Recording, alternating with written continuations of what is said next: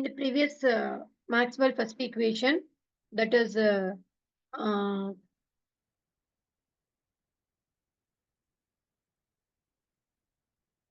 here, both the sides are volume integral. So this was if these two integrals are equal, integrands also equal. So if the surface is arbitrary, this integral and integrand will be cancelled. So finally we will get del dot d is equal to rho. This is the Maxwell first equation in differential form. So both this equation can be derived from which law? That is the electric gas law. Now coming to the second Maxwell equation, that is which is derived from the magnetic Gauss law. According to Gauss law for magnetic field, the net magnetic flux through any of the closed surface is equal to 0. The flux can be indicated by the symbol pi is equal to 0.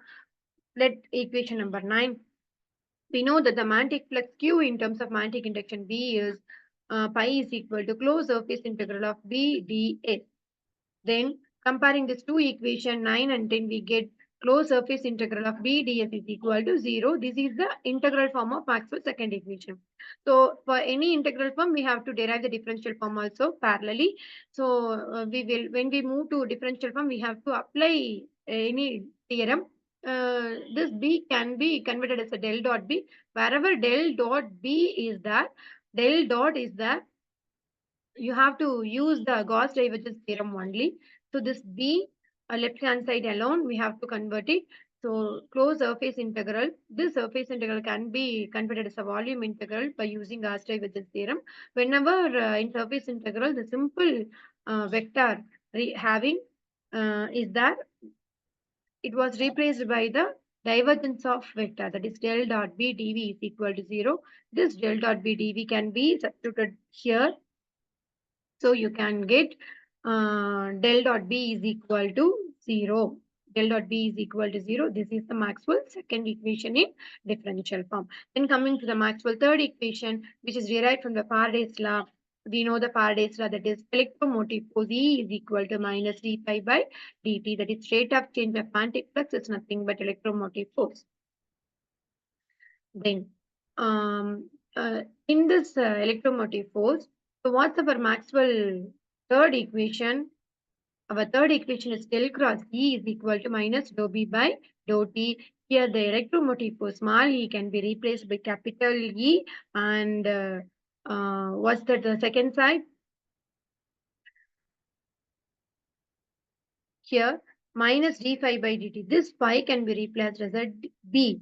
So we have to interrelated this E and capital E and phi and B. So this electromotive force with electric field, that is closed line integral of EDL. Then magnetic flux in terms of magnetic induction phi is equal to closed surface integral of BDS. We have to substitute this equation 15 and 16 in 14. You will get closed line integral of EDL is equal to minus d of, instead of phi we have to substitute closed surface integral of BDS divided by dt. Then we have to replace this equation.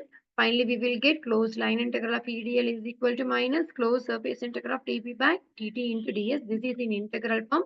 So we can term it as a Maxwell third equation in integral form. So for any integral form, we have to write in a differential form by applying any of the theorem. So which theorem we have to apply here? We have to convert this E as a del cross E. Whenever curl product is there, we have to apply a Stokes theorem. Stokes theorem where we have to apply this E only have to be converted as a del cross E. So only we have to apply the Stokes theorem on a LHS, that is left hand side of the equation, that is the closed line integral of EDL. This line integral can be converted as a surface integral in Stokes theorem. This E can be converted as a curl of E, that is del cross of E into dl. Then comparing equation 17 comparing equation 17 and 18, we can replace here.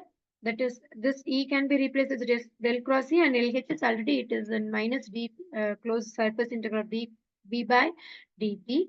Both the sides are surface integral only. So when a surface is an arbitrary, the integral must vanish. So the equation 19 becomes del cross E is equal to minus dou B by dou T.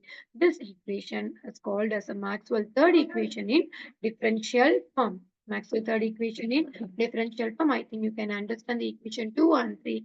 We can see the fourth equation in the next video. Thank you.